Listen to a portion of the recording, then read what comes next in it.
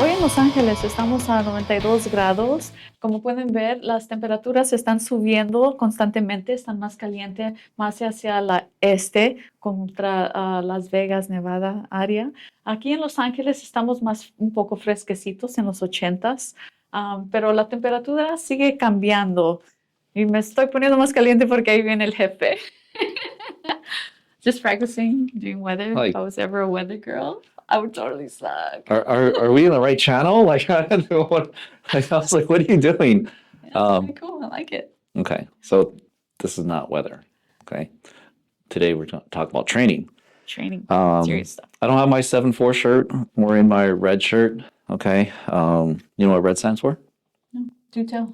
Remember everyone deployed, right? So, brothers and sisters who are deployed overseas, we thank you for your service, and thoughts and prayers always out to you guys.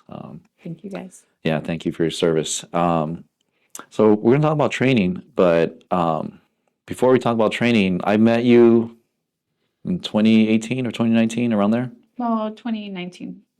Should I tell them how I met you? Yeah. But It's kind of remember, embarrassing. but when you start a story, like at work, every great story begins with, well, what had happened was. Yeah, because I had a big knot on my head. What had happened was, yeah, it was years ago. We worked for the same agency, and she was a young, brand new officer trying to deal with a 5150, right? For those of you guys who know 5150, anyways, the guy was, but so she was dealing with him, and she had a shotgun slung over her shoulder, and I wanted to take the shotgun and rack it back in the car so that she had her hands free and she could move freely. So I took the shotgun from your shoulder while you and your partner were talking to him, and I was walking back to the car, and there was like dog crap everywhere. And we call them landmines at work, right? So there was just dog crap and landmines everywhere, and I was trying to avoid stepping on one of them. And I was looking down, and I didn't see this big steel bar that was across, and it was just like, man, that sucked. At perfect height. Like all I hear is this thong, and it's almost like a cartoon. And I hit that thing so hard, and then I was like, shoot, dude, I know everyone's body cam is on, so I can't go down. If I hit that thing so hard, I can't go down, right? And we all heard it. Oh man, we all heard it. Like I just felt like a ringing. Like I thought I was maybe the bell Quasimodo was ringing. I don't know, man.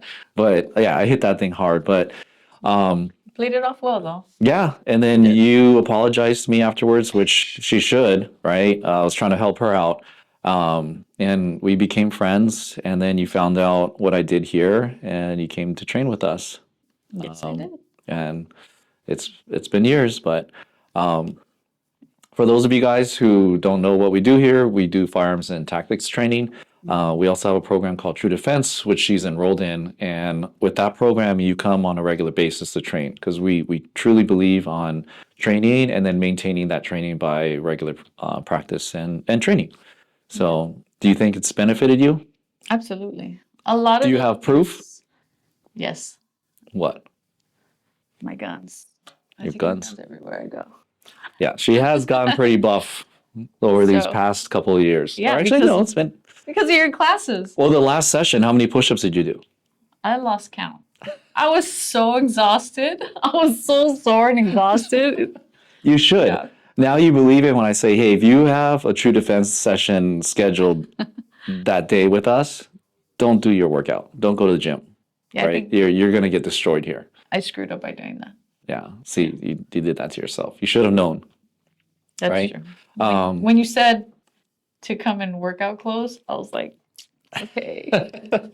Yeah, he wasn't kidding. Yeah. But it was all for a good purpose, so. Yeah. I mean, you definitely, once you get your marksmanship down, right, you got to start learning and training for stress, right? But we also go through tactics and everything, right? I know in the last couple of sessions, I got you guys pretty good with one of the scenarios. Yes, right? You did. You want to tell them what happened? Yeah, well, what happened was we had basically a guy in the house who refused to come out. And we were in this scenario. He was actually the suspect, and one of the students in the class and myself, and she's also an officer. So we were the officers. We went into the house. I was a cover officer, and she was the contact person. And this guy, the suspect, had his hands in his pocket. And normally that makes us pretty uncomfortable because we don't know what's in your pocket, right? And so when he was asked to show us his hands, he had a gun in his pocket. So that was not a good feeling. Yeah, and it That was was quick. not a good feeling because, to react and, to plan what to do and that type of thing, it's like, oh Yeah. shit, you kind of know something's wrong, but you better be ready. Yeah. So that scenario, guys, it was just in law enforcement, and then if you guys just YouTube the police videos, you'll see, right? In law enforcement, it's kind of like the default command to tell someone, "Let me see your hands," right? When an officer doesn't see somebody's hand, whether it's in their pockets, behind their back, or whatever, the default command is always, "Hey, let me see your hands." And so, what we were trying to teach is that if you're telling somebody, "Let me see your hands," and they happen to have something in their hands, you have to be in a position where you can do something about it, right? And so, in that particular scenario, I had a gun pretty well concealed.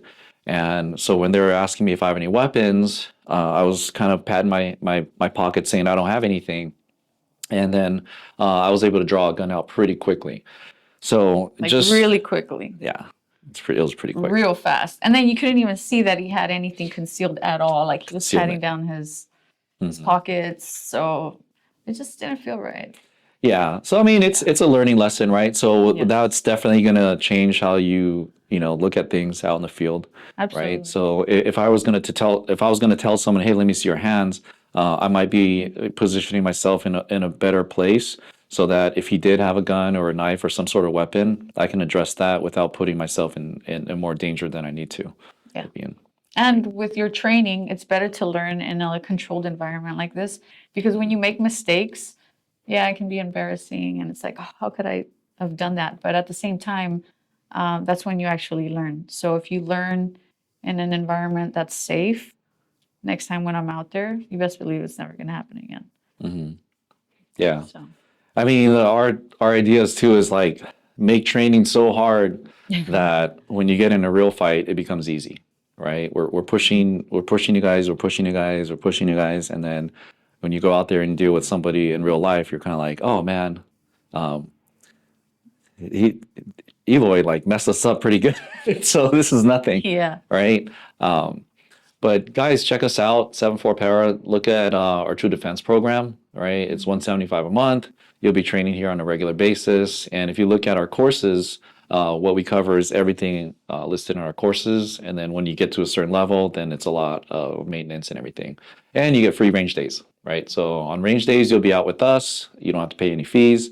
And then all available courses that we put on, you can attend for free. I think that's pretty cheap. Don't say it's cheap. Say it's a good value. I mean, yes. I think it's a very low price for the material that you teach us. I'm like, damn, it's a good deal, guys.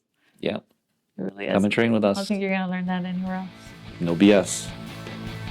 Come and train. See you guys soon.